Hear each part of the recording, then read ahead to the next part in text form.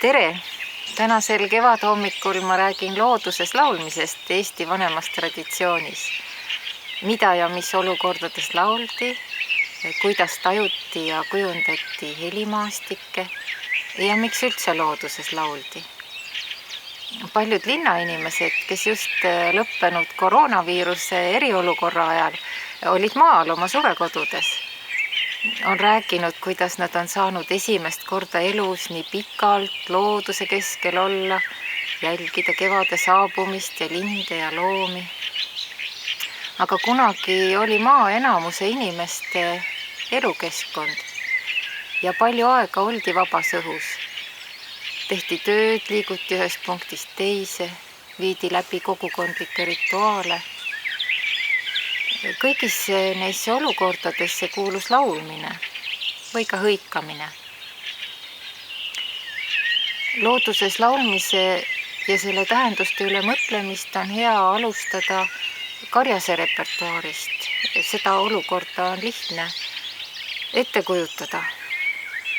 Karjas lauldi küll igasuguseid laule, aga olemas on ka omaette karjase repertuaari liigid. Hõiked, Lõuna-Eestis helletused ja Setomaal üksi lauldud karjase laulud, milles on samuti hõikamise element. Mulle väga meeldib Vilma Proodelilt Isaku kihelkonnast 1967. aastal salvestatud karjase uutamine.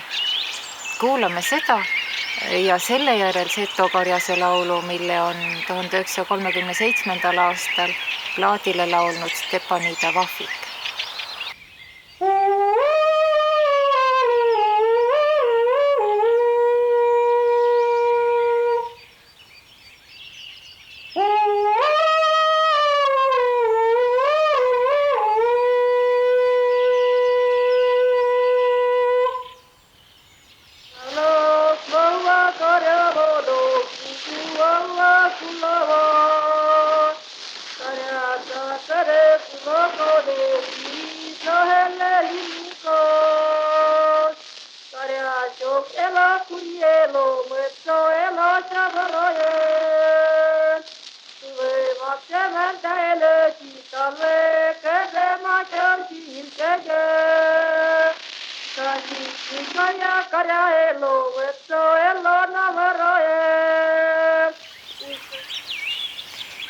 Neid karjase hääli ühendub üks tunnus, mis seostub meie ettekujutusega muusika tekkimisest. Nimelt arvavad teoreetikud, et kui inimesed hakkasid oma häälega muusikat tegema, siis nad tegid nii, et täpseid helikõrgusi ei olnud. Häälega liiguti eri hääleregistrite või eri helikõrguse tasandite vahel ja neid vastandati omavahel. Siin Vilma Proodeli uutamises oli kuulda just see hääle võngutamine kõrge ja madala heli vahel.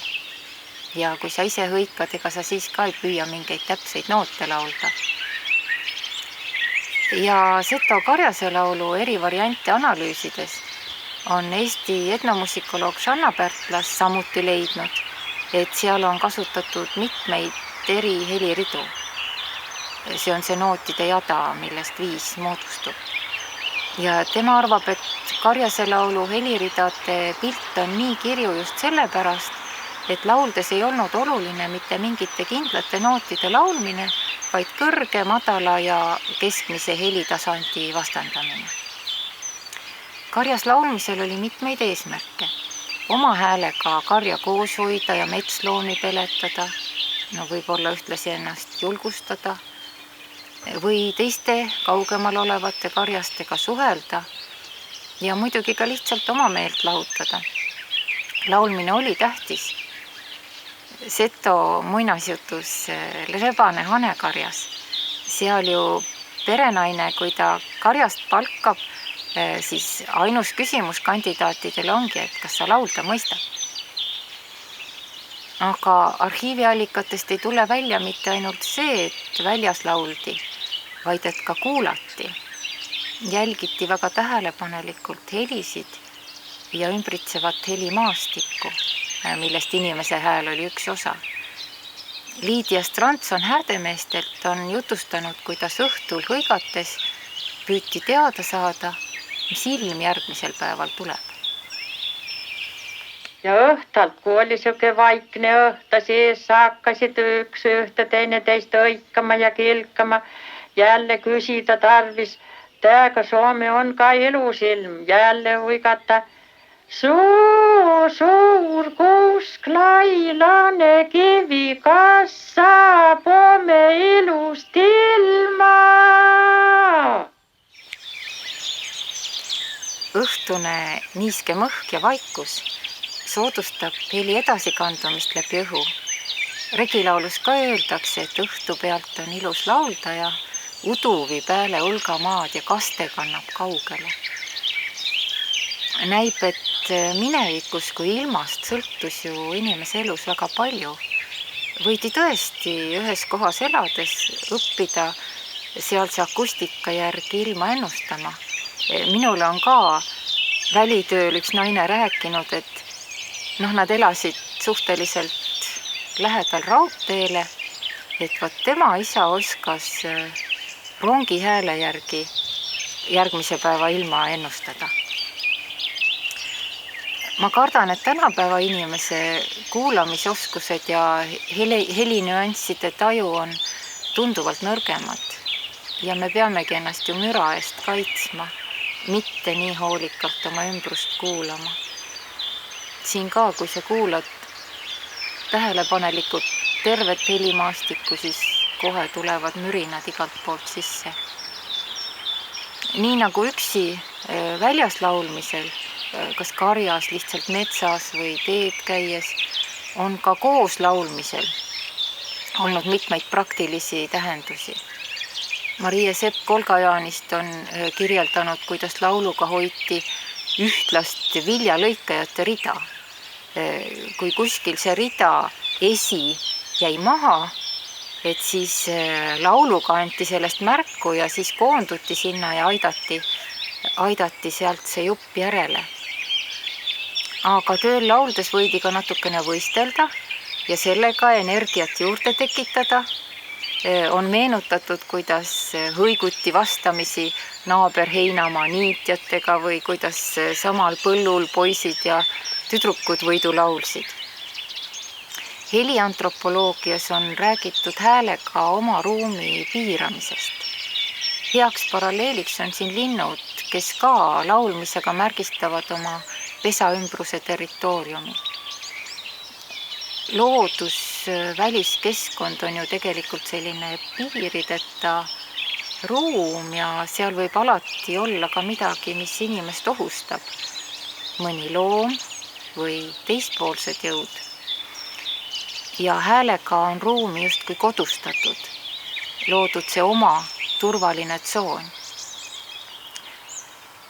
Kui me mõtleme näiteks tänapäeva pulmadele, siis ka seal on kombeks lasta autosireene. Selle taga on vana komme teha tähtsa rituaali ajal lärmi, et võimalikke kahjustavaid jõude peletada. Vanas traditsioonis on sama ülesannet täitnud rituaalsed pulmahõiked. Aga näiteks paarist kohast Eestis on teada ka hõikamised lõikuslaulu lõpus, sest lõikamine oli ka tähtis rituaal, sa pidid järgmise aasta viljasaagile juba mõtlema. Aga kuulame ühte vahvat Kihnu vana pulmahõike näidet.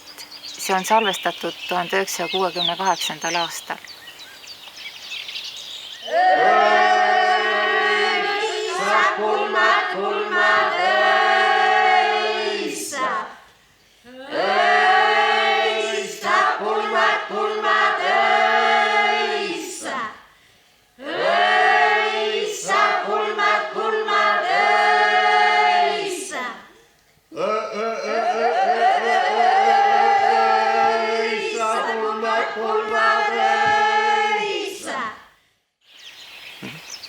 Lõpuks ma tahaksin lisada neile looduses laulmise tähendustele, millest juba juttu on olnud, veel mõned, mis seostuvad mitte ainult looduses laulmisega, vaid laulmisega üldisemalt.